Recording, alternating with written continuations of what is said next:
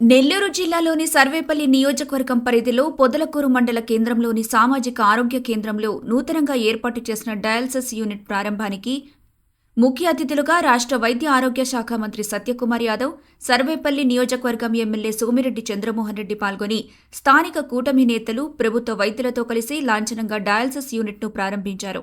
అనంతరం డయాలసిస్ రోగుల దగ్గరకు రాష్ట్ర వైద్య ఆరోగ్య శాఖ మంత్రి సత్యకుమార్ యాదవ్ వెళ్లి డయాలసిస్ రోగుల ఆరోగ్య పరిస్థితిని అడిగి తెలుసుకున్నారు. అనంతరం రాష్ట్ర వైద్య ఆరోగ్య శాఖ మంత్రి సత్యకుమార్ యాదవ్, సర్వేపల్లి నియోజకవర్గం ఎమ్మెల్యే సోమిరెడ్డి చంద్రమోహన్ రెడ్డిలకు స్థానిక కూటమి నేతలు భారీ గజమాలతో సత్కరించి పుష్పగుచ్చాలు అందజేసి ఘన స్వాగతం పలికారు. పొదలకూరు మండల కేంద్రంలో డయాలసిస్ యూనిట్ని ఏర్పాటు చేయడం హర్షణీయమని డయాలసిస్ కూటమి నేతలు హర్షం వ్యక్తం చేశారు. ఈ సందర్భంగా రాష్ట్ర వైద్య ఆరోగ్య శాఖ మంత్రి సత్యకుమార్ యాదవ్ మాట్లాడుతూ, ప్రజల ఆరోగ్యాల కోసం కూటమి ప్రభుత్వం వైద్యానికి పెద్దపీట వేస్తోందన్నారు. ఈ కార్యక్రమంలో RTC Nellore zonal chairman Suresh Reddy, Nellore జిల్లా బీజేపీ అధ్యక్షులు వంశీధర్ రెడ్డి, పొదలకూరు టీడీపీ మండల అధ్యక్షులు మస్తాన్ బాబు, పొదలకూరు ప్రభుత్వ hospital development chairman Sudheer Naidu, Telugu Desam party Nellore జిల్లా కార్యదర్శి శ్రీనివాసులు, పొదలకూరు మండల జనసేన పార్టీ అధ్యక్షులు అనిల్ బాబు, కూటమి నేతలు, ఆరోగ్య వైద్య శాఖ అధికారులు, వైద్యులు తదితరులు పాల్గొన్నారు. అదే రకంగా అనేక వస్తున్నాయి సార్. క్యాన్సర్ కేసులు విపరీతంగా పెరుగుతున్నాయి. దీనికి ఇంకా చాలా చాలా లోతైన అధ్యయనం చేస్తున్నాం. ఇప్పటికీ ఏంటంటే ఈ ప్రధానంగా ఈ కారణాలు, ఈ గుండె సంబంధి కానీ, కాలేయ సంబంధి కానీ, లేదా కిడ్నీ సంబంధిత వ్యాధులు పెరగడానికి కేవలం ప్రధాన కారణం ఫ్లోరైడ్ కాదు, ఈ రాష్ట్రంలో ఇది అనేది నిర్ధారణ అయింది. దాని మీద మన ముఖ్యమంత్రి గారు సమీక్ష కూడా నిర్వహించారు. సమీక్ష నిర్వహిస్తే ఈ విషయాలన్నీ చెప్పామని ఇట్లా జరిగింది సార్, ఇది జరుగుతోంది, ఈ రకంగా ప్రాణాల చెలగాట మాడారు, మద్యపాన నిషేధం అని చెప్పి మద్యపాన నిషేధం చేయకుండా సొంత బ్రాండ్లతో కల్తీ మద్యాన్ని తీసుకొచ్చి నాసిరకం మద్యంతో ప్రజలను తాగి వాళ్ళ జేబులు కొనుగొట్టడమే కాకుండా వాళ్ళ ఒళ్ళు గుళ్ళు చేసి వాళ్ళ ప్రాణాలు పోయేలా చేసి అక్కచెల్లెల పుస్తలు తెచ్చే ప్రయత్నం చేశారు సార్ అని చెప్తే ముఖ్యమంత్రి గారు బాధపడుతున్నారు. నా 14 సంవత్సరాల జీవితంలో, ప్రజా జీవితంలో ఇటువంటి దౌర్భాగ్యకర పరిస్థితులు చూడలేదని చెప్పి ఆయన కూడా మదన పడతా ఉన్నారు. అటువంటి పరిస్థితులు ఉన్నాయి. ఇంకా ఇవాళ ఇప్పుడే మన మస్తాన్ బాబు గారు 30 పడకల్ని 50 పడకలు చేయాలన్నారు. క్రమంగా ఇప్పుడే మీకు తెలిసి ఎటువంటి పరిస్థితులు, ఆర్థిక పరిస్థితులు రాష్ట్రంలో ఉన్నాయి, ఎటువంటి పాలన సాగిందనే విషయం. మామూలుగా మంత్రులు ఎవరైనా కలిస్తే వాళ్ళు ఏం మాట్లాడుకుంటారు, నీ పర్ఫార్మెన్స్ నా పర్ఫార్మెన్స్ ఏంటని. మేమేం మాట్లాడుకుంటాం, నీ మీద అప్పు ఎంతుంది, నా మీద అప్పు ఎంతుందని. సర్వీస్ సెక్టర్ ఉన్న వైద్య శాఖ మీద 6,500 కోట్లు, నేను 6,500 కోట్లు అని చెప్తుంటే ఆ ఇరిగేషన్ మినిస్టర్ రామానాయుడు గారు వచ్చి 6,500 కోట్లు అన్నాయా, నా దగ్గర 18,000 కోట్లు అప్పు ఉందని ఆయన అంటారు. ఆ పక్కనున్న civil supplies minister Nadella Manohar గారు వచ్చి మీరేందగా 18,000 కోట్లు, 6,500 కోట్లు అంటున్నారు, నా మీద 20,000 కోట్లు ఉంది అని అప్పు ఉంది అని ఆయన చెప్తుంటే లాస్ట్కి పవర్ మినిస్టర్ వచ్చేసి, విద్యుత్ శాఖ మంత్రి వచ్చి, అయ్యా మీరు నా దగ్గరలో లేరయ్యా అన్నారు. ఎంత ఉంది మీ మీద అప్పు ఉన్నారు, 1,20,000 కోట్ల అప్పు ఉందయ్యా అన్నారు. అంటే మేము మాట్లాడుకొని ఈ అప్పులు లెక్కేసుకుంటా 10 లక్షల అప్పు పంచుకుంటా అంటే ఎవరి అప్పుని, గత ప్రభుత్వం మనకు వారసత్వంగా మంచి ప్రభుత్వాన్ని మంచి పాలన ఇచ్చిపోవాలా, అది కాకుండా అప్పులు ఇచ్చిపోయింది. మాట్లాడుతుంటే మా రెవెన్యూ మినిస్టర్ వచ్చేసి అనగాని సత్యప్రసాద్ గారు, మీరు ఏది మాట్లాడుతున్నారు, మరి అమాయకంగా ఉన్నారని. ఏమన్నా మీ మీద అప్పు ఏముందన్నాం, నా మీద అప్పు లేదు కానీ 13 లక్షల ఎకరాలు కబ్జా చేసుకున్నారు స్వామి. ఒక్కొక్క ఎకరా రేటు ప్రకారం ₹1,00,000 వేసినా కూడా 13 లక్షల కోట్లు అవుతుంది. మీరు దానిపైన వేసుకోండి, ఎంత అవుతుందో చూడండి, నా మీద ఎంత ఉందో మీరు ఆలోచించండి అని. అంటే అటువంటి నేను నవ్వలాట కూడా దేనికో చెప్పట్ల, అటువంటి దరిద్ర పాలన సాగింది. వాటిని సరి చేసుకుంటూ వస్తున్నాం కాబట్టి 30 పడకల 50 ఆసుపత్రిని 50 పడకలు చేయడానికి నేనేదో ఎక్స్క్లూజన్స్ వెతకట్ల, సాకులు వెతకట్ల. కానీ ఆర్థిక పరిస్థితి ఇవాళ గౌరవ ముఖ్యమంత్రి గారు పదే ఆయన దార్శనికత కలిగిన నాయకుడు కాబట్టి, కేంద్ర ప్రభుత్వం కూడా పెద్ద ఎత్తున సహకారం అందిస్తుంది కాబట్టి, పైన కింద డబుల్ ఇంజిన్ సర్కార్ ప్రభుత్వాలు ఉన్నాయి కాబట్టి ఇవాళ ఆర్థిక పరిస్థితి కాస్త గాడిలోకి వచ్చిన తర్వాత అనేక చోట్ల మౌలిక సదుపాయాల కల్పన జరగలే. ఒక్క ఇటుక కూడా 5 సంవత్సరాల్లో ఈ ఆసుపత్రుల్లో పేర్చలేదంటే మీరు అర్థం చేసుకోండి. ఏ ఆసుపత్రులు కూడా మన కేంద్ర ప్రభుత్వం ఆయుష్మాన్ ఆరోగ్య మందిర్లు మంజూరు చేస్తే దాన్ని ఎన్ఆర్ఈజీఎస్ కింద కొంతవరకు చేసి 10,000 భవనాల నిర్మాణం మొదలుపెట్టి 3,000కి అరకొరగా చేసి వదిలేసి వెళ్ళిపోయారు. ఇప్పుడు అన్ని పూర్తి చేయాలి. మనం చేయడానికి మేము సిద్ధంగా ఉన్నాం. దానికి తగినట్టుగా కేంద్ర ప్రభుత్వానికి కూడా సహకారం అందిస్తున్నాం. ఆర్థిక పరిస్థితులు రాష్ట్రంలో మెరుగైన తర్వాత ఖచ్చితంగా ఈ వైద్య ఆరోగ్యం మీద ప్రత్యేక దృష్టి ప్రభుత్వం సారించింది. ఈ రాష్ట్రంలో ఉంటున్న 5,30,00,000 మంది ప్రజల కుటుంబ సభ్యులుగా భావించి వారి ఆరోగ్య సంరక్షణ చేపట్టే ప్రయత్నం చేస్తున్నాం. ఉన్నాం. అందుకనే 2023-24లో కన్నా మొన్న ఈ సంవత్సరం లాస్ట్ వైసీపీ ప్రభుత్వంలో లాస్ట్ సంవత్సరం కన్నా ఈ ఆర్థిక సంవత్సరంలో బడ్జెట్ 29% పెంచారు ముఖ్యమంత్రి గారు. 29% బడ్జెట్ పెంచింది. ఇవాళ ఆరోగ్యశ్రీ ఎన్టీఆర్ వైద్య సేవ కింద కూడా 4,000 కోట్లు కేటాయించడం జరిగింది. ఒక మెరుగైన నాణ్యమైన ఉచిత వైద్య సేవల్ని ప్రజలకు అందించాలనేది ఉద్దేశం. దాంట్లో భాగంగానే ఇక్కడ సిఎస్సిలో సూపరింటెండెంట్ ఎవరమ్మా? ఇక్కడ సూపరింటెండెంట్ ఎవరు? మీకు టెనెక్టోప్లేజ్ ఇంజెక్షన్స్ ఉన్నాయా? టెనెక్టోప్లేజ్ ఇంజెక్షన్స్ నేను అడుగుతున్నా మా సూపరింటెండెంట్ గారిని. టెనెక్టోప్లేజ్ ఇంజెక్షన్ ఏంటంటే ఒక స్టెమీ అనే కార్యక్రమం తీసుకొచ్చాం. సెగ్మెంట్ ఎలివేటెడ్ మయోకార్డికల్ ఇన్ఫెక్షన్ అంటారు వాటిని. ఈ గుండె జబ్బు వచ్చిన వాళ్ళ సంఖ్య ఎక్కువ పెరుగుతుంది కాబట్టి అది కూడా దానికి మధ్యమే ఒక కారణం. పెరుగుతుంది కాబట్టి గోల్డెన్ అవర్లో వాళ్ళని కాపాడుకోవాలంటే ఇక్కడ గుండె జబ్బు ఎవరికైనా వచ్చిందంటే గతంలో నెల్లూరు పోవాల్సిన పరిస్థితి తప్ప గోల్డెన్ అవర్లో కాపాడుకునే ఇది ఉండేది కాదు. ఇవాళ కేంద్ర ప్రభుత్వం సహకారంతో చంద్రబాబు నాయుడు గారి ఆయన దూరదృష్టితో ఇవాళ టెనెక్టోప్లేజ్ అని ఒక 45,000 విలువ చేసే ఇంజక్షన్లని ఈ ఆసుపత్రిలో పెడుతున్నాం. ఎవరైనా గోల్డెన్ అవర్లో ఇబ్బంది వచ్చి గుండె జబ్బు వస్తే వెంటనే ఆ ఇంజక్షన్ థ్రాంబోలిసిస్ చేసి ఆ ఇంజక్షన్ ఇవ్వడం ద్వారా ఆ ప్రాణాలు కాపాడుతున్నాం. ఆ కార్యక్రమం మొదలు పెట్టినప్పటి నుంచి ఇవాళ 2,800 మందికి ఆ ఇంజక్షన్ ఇస్తే కేవలం 12 మంది మాత్రమే చనిపోయారు. మిగతా అందరి ప్రాణాలను కాపాడగలిగాం. 2,788 ప్రాణాలని కేవలం ఆ గుండె జబ్బు కారణంగా పోకుండా గోల్డెన్ అవర్లో ఆ ఇంజక్షన్ ఇచ్చి ఉచితంగా ఇవ్వడం ద్వారా కాపాడుతున్నాం. అది ఈ ప్రభుత్వానికి పేద ప్రజల ఆరోగ్యం మీద ఉన్న చిత్తశుద్ధి. ఇది మాత్రమే కాకుండా 25 లక్షల రూపాయల వరకు ఎన్టీఆర్ వైద్య సేవ ద్వారా నాణ్యమైన వైద్య సేవలను అందించడానికి సంకల్పించడం జరిగింది.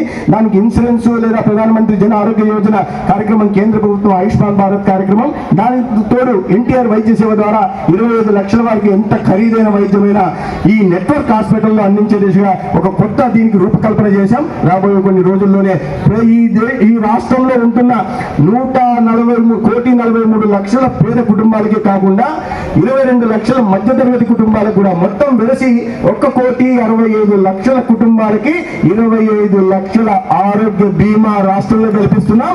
దేశంలో ఒకే ఒక్క ప్రభుత్వం ఏదైనా రాష్ట్రం ఉందంటే అది ఆంధ్రప్రదేశ్ రాష్ట్రమే. దీని తర్వాత 10 లక్షల రూపాయలు గుజరాత్ లో అందిస్తున్నారు. అంటే మంచి కార్యక్రమాన్ని కూడా ఇవ్వాలి. ఎందుకంటే ఈ రాష్ట్రంలో ఉంటున్న ప్రతి ఒక్కరూ మా కుటుంబ సభ్యులు, వీరిని కాపాడుకోవాల్సిన బాధ్యత ఈ రాష్ట్ర సంరక్షకుడుగా నా మీద ఉందని చెప్పి ఈ రాష్ట్ర ముఖ్యమంత్రి చంద్రబాబు నాయుడు గారు భావిస్తున్నారు. కాబట్టి దానికి తగిన విధంగా మన ప్రధాని నరేంద్ర మోడీ గారు సహకారం అందిస్తున్నారు. కాబట్టి ఈ కార్యక్రమాన్ని చేపట్టగలుగుతున్నాం. ఇవన్నీ కాకుండా ఇక్కడ చాలా మంది అక్క చెల్లెలు ఇక్కడ ఉన్నారు. అనేక మంది క్యాన్సర్ కారణంగా చనిపోతున్నారు. వాళ్ళ కేవలం 2022-23లోనే 73,000 కొత్త క్యాన్సర్ వస్తే 41,000 మంది చనిపోయారు. దాన్ని దృష్టిలో పెట్టుకుని క్యాన్సర్ ఏంటి వచ్చిన తర్వాత మనం గుర్తించకపోతే తీవ్రత పెరుగుతుంది. లాస్ట్ స్టేజ్లో వచ్చిన తర్వాత ప్రాణాలను కాపాడడం అసాధ్యం అవుతుంది. ఆ క్రమంలో ఆ కుటుంబం ఆర్థికంగా చితికిపోతుంది. దీన్ని దృష్టిలో పెట్టుకుని ఉచితంగా 4,10,00,000 మంది ఇవాళ నోటి క్యాన్సర్ ఎక్కువ బారిన పడి చనిపోతున్నారు. అందుకని నోటి క్యాన్సర్ కానీ లేదా మహిళలకైతే 18 సంవత్సరాలు నిండిన ప్రతి అమ్మాయికి రొమ్ము క్యాన్సర్ పరీక్షలు కానీ లేదా 30 సంవత్సరాలు దాటిన ప్రతి మహిళకి సర్వైకల్ గర్భాశయ ముఖద్వార పరీక్షలు ఇక్కడ పొదలకూరు అప్పుడు వెంకయ్యనాయుడు గారి చేత శాంక్షన్ చేయించుకున్నాం. పిహెచ్సిని సిహెచ్సిగా మార్పించుకున్నాం. సామాజిక ఆరోగ్య కేంద్రం కింద మార్పించుకున్నాం. ఇప్పుడు పరిస్థితులు వెంకయ్యనాయుడు గారి తిరిగి ఢిల్లీలో కలిసిన పని సత్యకుమార్ గారితో చేయించుకునేవాళ్ళం. అంత అటాచ్మెంట్ ఆయనతో. ఆయన హెల్త్ మినిస్టర్ కాగానే ఇక్కడ రాపూరు, కలువాయి, చేజర్ల, ఇటు మనుగోలు, ఇటు సంఘం ఇంచుమించు 90,000 జనాభా. ఇక్కడ డయాలసిస్ సెంటర్ కావాలంటే ఇమీడియట్గా శాంక్షన్ చేసినారు. ఈరోజు ఆయన చేతుల మీదుగా ప్రారంభమవుతున్నాం. ఇక్కడ ఏంటంటే మళ్ళీ జనరేటర్ కావాలా, డయాలసిస్ సెంటర్ మెయింటైన్ చేయాలంటే జనరేటర్ కావాలన్నారు. ఇక్కడ ఒక జనరేటరు, అక్కడ వెంకటాచలం సిహెచ్సికి ఒక జనరేటరు, ఇక్కడ 8 కంప్యూటర్సు, 7 కంప్యూటర్సు, మళ్ళీ ఇప్పుడు 3 ఏసీలు, వాషింగ్ మిషన్, ఇవన్నీ 1,80,00,000 రూపాయలతో మన నియోజకవర్గంలో ఉండే సిహెచ్సిలు 2 ప్రైమరీ హెల్త్ సెంటర్స్ అన్నిటికి కలిపి 1,80,00,000 సిఎస్ఆర్ ఫండ్ లో శాంక్షన్ చేయించాం. వారం 10 రోజుల్లో అన్ని వచ్చేస్తున్నాయి. టోటల్ ఎక్విప్మెంట్ వచ్చేస్తుంది. అది పాపం సిఎల్ కంపెనీ సెమ్కార్ప్ సంబంధించి సిఎల్ కంపెనీ వాళ్ళు మనకి సాయం చేశారు. వాళ్ళు కూడా మీ తరఫున నేను అభినందన తెలియజేస్తున్నా. ఇక్కడ ఫైనల్గా ఏంటంటే ఇక్కడ 30 పడకల ఆసుపత్రి 50 పడకలు చేయమంటున్నారు మన వాళ్ళందరూ. పరిస్థితి కూడా ఇప్పుడు మినిస్టర్ గారికి ఎక్స్ప్లెయిన్ చేశారు. ఓపీలో వచ్చే పేషెంట్స్ 3వ ప్లేస్లో, రాష్ట్రంలో స్టేట్లో 3వ ప్లేస్, నెల్లూరు జిల్లాలో కాదు. అంతమంది పేషెంట్స్, రోజుకి 400-500 మంది పేషెంట్స్ ఎక్కువైనారంటే చప్పట్లు కొడుతున్నారు. సరే, ఇప్పుడు డాక్టర్స్ మన గవర్నమెంట్ వచ్చిన తర్వాత, సత్యకుమార్ యాదవ్ గారు హెల్త్ మినిస్టర్ అయిన తర్వాత గవర్నమెంట్ హాస్పిటల్స్ అన్నిటికీ ఒక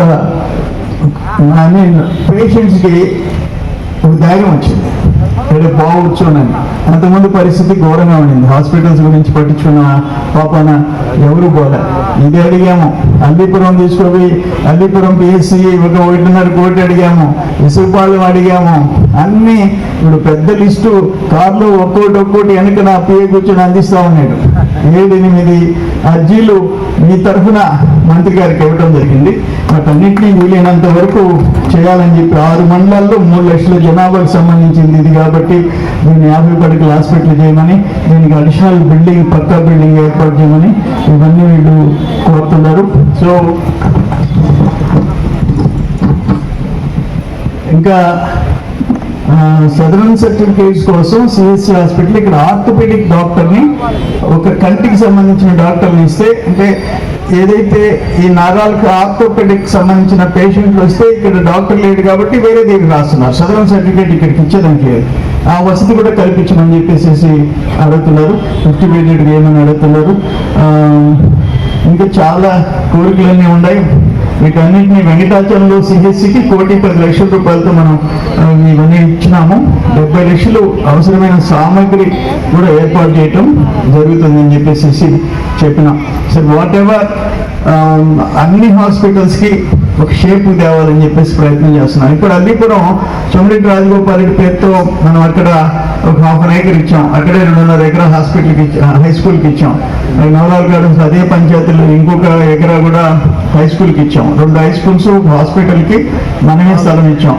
ఈరోజు 5 ఎకరా 7-8 కోట్లు, ఇంచుమించు 30 కోట్ల 4 ఎకరాలు అవన్నీ సోమిరెడ్డి కుటుంబం నుంచి ఇచ్చినాము. కొన్ని రాజగోపాల్ పేరు పెట్టాము, కొన్నిటికి అసలు ఏం పేరు పెట్టలే. వాటికి కూడా బీదమస్తానరావు గారు రాజ్యసభ సభ్యుడు, నేనేం అడగల, మంత్రి గారి చెవులో 30 లక్షలు ఇక్కడ కాంపౌండ్ వాళ్ళకి నేను ఇస్తున్నానని చెప్పి అప్పటికప్పుడు ప్రకటించినాడు. అది కూడా అల్లీపురం పిఎస్సికి ఇవ్వడం జరుగుతుందని చెప్పేసి అందుకే నేను మనం చేస్తున్నాను. ఇంకా రాజకీయం మాట్లాడాలంటే చిక్కడు దొరకడు, ఎక్కడ ఉన్నాడో తెలియదు. అదేమో కూర్చొని తొడదొరుతాడు, అడగపోతే కనపడ్డావు. ఆగ్రహం నేను ఒక ఆఫర్ ఇచ్చా. ఎవరైనా ఆచూకీ తెలిపితే వాళ్ళకి అక్కడ ఉండే కరోనా, మీరే చెప్తున్నారు, కరోనా హౌస్ గిఫ్ట్గా ఇచ్చేస్తానని చెప్పా. దాంట్లో మీకు తెలుసు కదా, సింగపూర్ నుంచి తెచ్చాడు బిడ్డ కష్టపడి.